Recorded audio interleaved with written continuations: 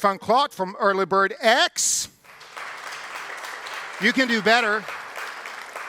And Susan Schofer from SOSV. Please join us on stage. So there's an additional microphone as well. Thank you so much for the napkin talk. Really great to get a framework to benchmark against. And I'm really excited about this panel. And the reason why I'm excited is because I have the opportunity to work at a great university. And we have two major players here on the West Coast. We've got Gothenburg University and GU Ventures, who are great hosts of this conference. And we also got Chalmers University of Technology. And just to watch new embryos of science and research being turned into real-life, impactful startups is just simply great. So I'm really stoked talking to investors who understand the purpose and why that's important. Are you interested? Yes, let's go. So we're going to talk about hard tech and university spinouts.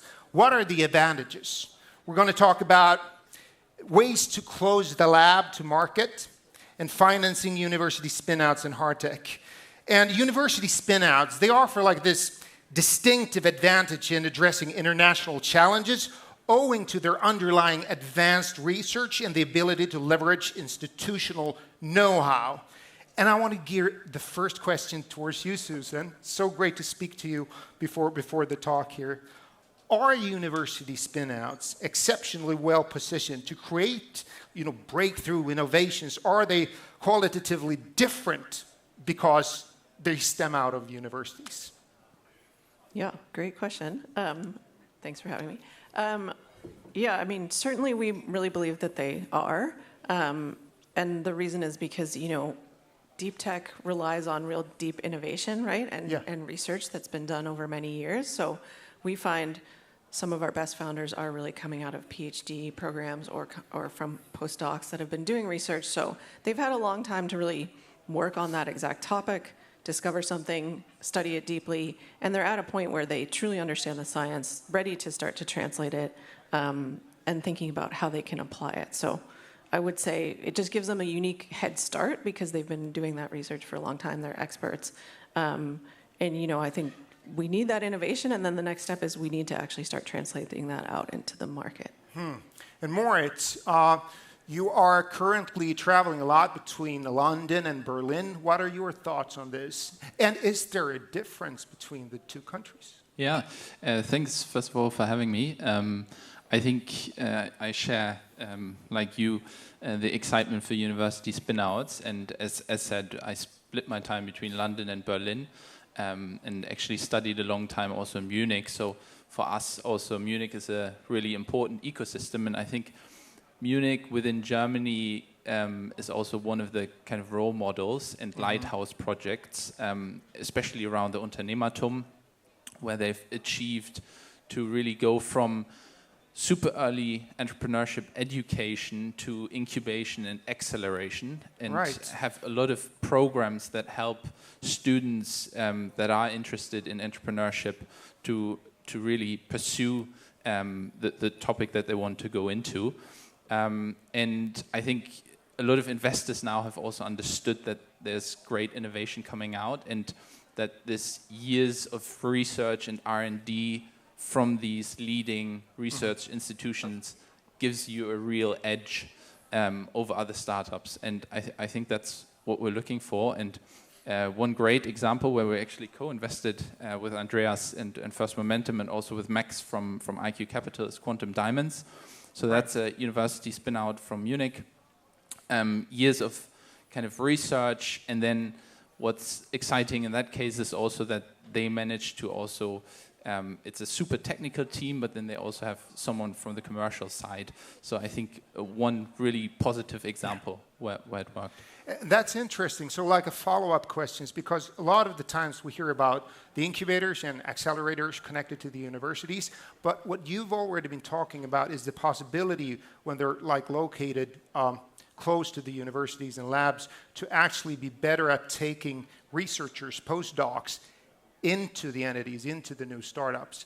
And I guess that's getting more and more important when the deep tech VCs, especially reaching seed phase, are looking at the companies, how they can keep the research-based competence within the teams. So how do you work with accelerators, Moritz? And then I'm going to let you in as well, Andreas. Yeah, I think accelerators are a great way to facilitate and to help startups in that early phase.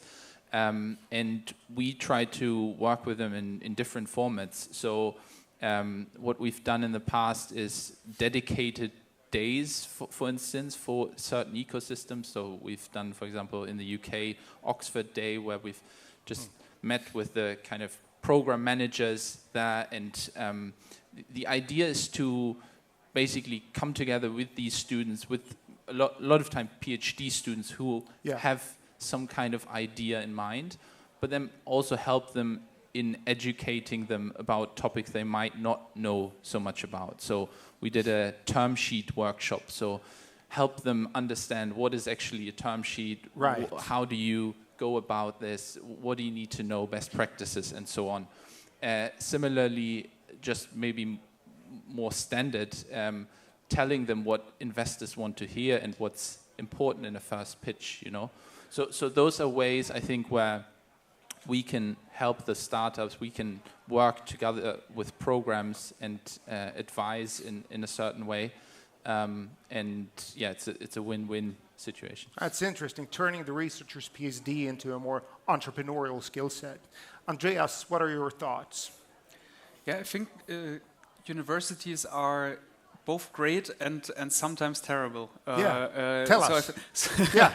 Share. I think this is always this tension at play, and you really see kind of the quality difference between universities that treat startups only as maybe we give them some IP, we get kind of a couple thousand euros from them, but actually our main focus is on kind of pushing IP into existing industrial companies, or if you have universities that are really, really focused on kind of helping those startups succeed and understanding that they don't need 20% of those companies, because the outcomes are so large. So I think this is really, you see this with some universities that they have started developing kind of those proper functions and kind of capabilities as well. And some other universities are just either lagging behind or just kind of keeping their eyes shut to the wider world and the reality there.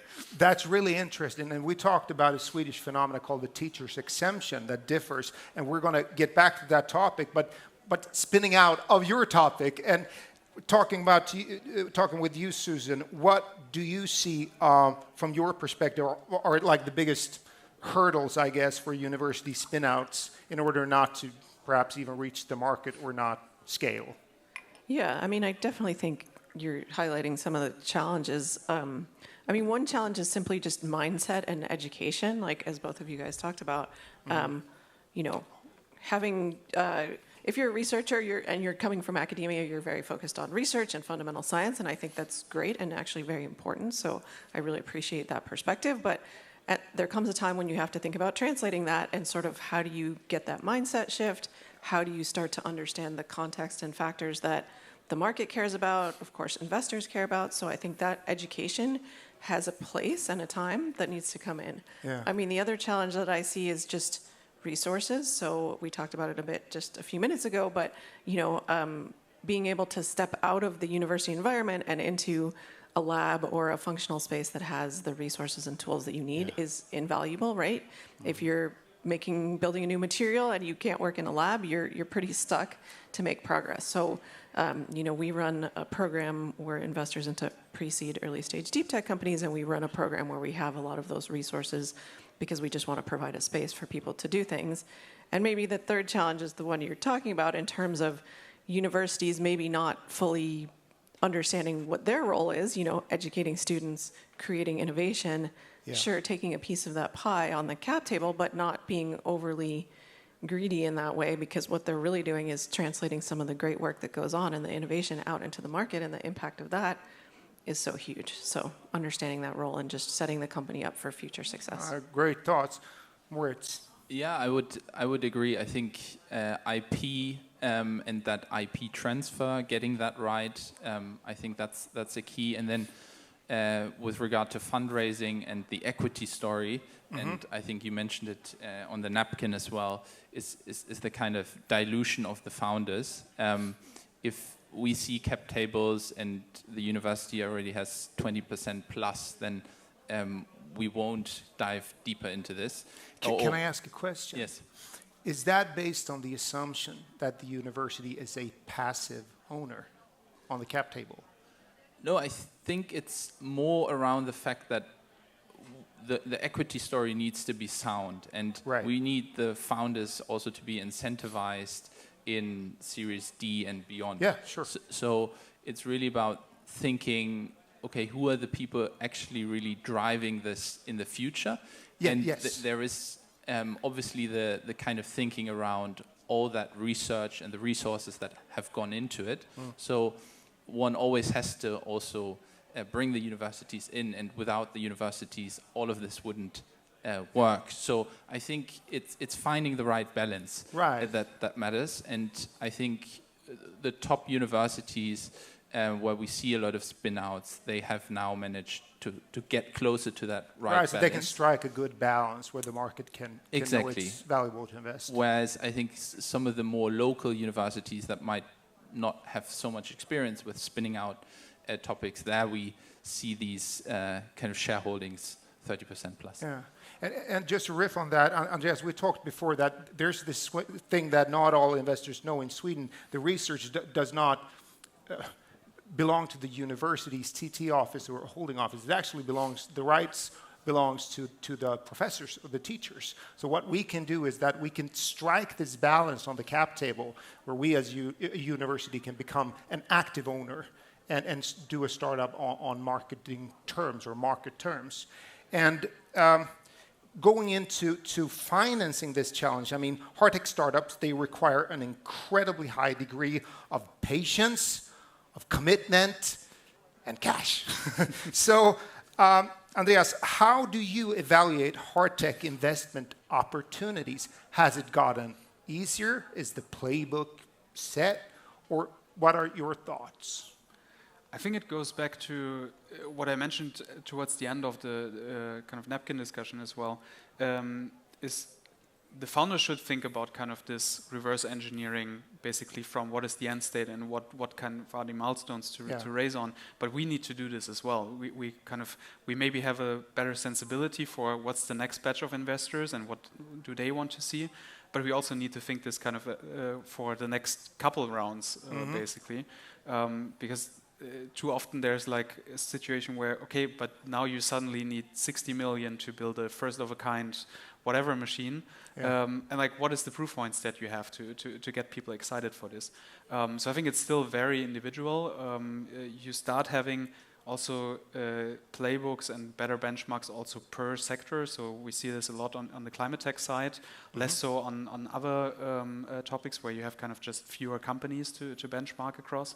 But I think in the end, it's still more of an artisanal, at least in the early stage, process than what you would have with SaaS, for example. That's interesting. And Susan, you do a lot of investments, and you have this amazing facility with a lot of startups in the early phases. How do you evaluate tech investments in hard tech and deep tech? Is it also a numbers game in the early phases? I mean, it certainly is part of that, but I would say more importantly, we're looking at, we're evaluating the technology deeply. Like, we have a very technical investment committee team who has both technical expertise across many elements of hard tech as well as operational experience. So I think we're really evaluating the technology. We're really looking at the market and trying to have an understanding of where this plays and does this truly compete and solve existing problems. And then, of course, the team. So because we play at the pre-seed stage, I mean, always, but team is so important. So looking at that team, do they truly have the scientific expertise? Do they actually have the mindset to commercialize? Those are things that we consider very carefully. So that's what we're looking at that early stage. Great. Opportunities you look for. Yeah, I think I would agree on this evaluation criteria. What we also try to do, we have a lot of Mittelstands companies invested in our funds, so companies from the industrial manufacturing space. and we try to get them into the due diligence process to have additional data points on tech deep dive, for instance, but then to also have a value add for the startup. So independent of whether we invest, this might be a new customer for the startup, or there might be some other benefits that arise from this. So this is maybe an additional point. And yeah, deep tech, overall, I think deep tech investing, the kind of criteria that we look at are very similar to the other investors, but obviously for team or say for traction, we don't have the kind of KPIs. Oftentimes the PhDs coming out of the universities, they don't have any sales, you know? So there's other kind of data points that we need to collect to be able to decide whether it's a good investment or not. Right. And we're going to go and look into the spyglass here and hard tech in the future. Yeah, sure. In the coming decades, we believe that hard tech will impact industries and redefine global problem solving. One question to each and every one of you here. What is the most exciting hard tech trend you're seeing, and in what ways could it scale and make impact worldwide? I'm going to start with you, Susan. Okay. Well, I almost hate to say this, but I'm going to speak a little bit about AI, right? I mean, I think as hard tech investors, there's a huge wave of AI. I mean, we are hearing like the CEO of NVIDIA talking about how robotics are so exciting. So, I mean, AI and machine learning and all of that is something that we've relied on heavily all the time because we do so much in the robotics and automation world. They sort of prop each other up. So I think advancements there are exciting. It's exciting, I think, maybe to get a broader audience thinking more about hard tech. Maybe the flip side of that is in the material space. My own background is chemistry. People are talking a lot about what it can do in the material space. I'm a little skeptical that it can add a lot, but I think it's exciting to see where these things can go and maybe how they can accelerate some of the hard work we do in a lab to discover new things. Great, thanks. Moritz. Yeah, I think it's too hard to narrow down maybe one space. So I'll get two. Okay, two. So I think in general, AI and novel computing. So also a lot around the semiconductor chip topic. I think there's a lot of opportunity there. And then obviously clean tech, climate tech. I think there's still, although maybe nowadays there's not as much tailwinds, but I think there's still a lot of opportunity in that. Great.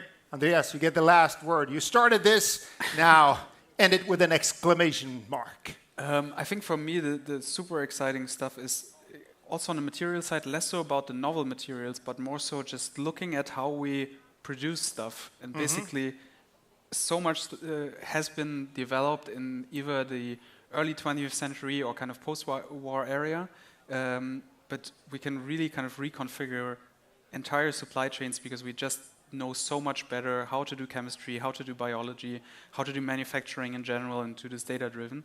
So I think it's really kind of exciting to see kind of that we can do this in way more efficient ways and also with kind of a very strategic component to it. Thank you. Everybody, give a big round of applause for an amazing panel. Thank you so much. Over to you.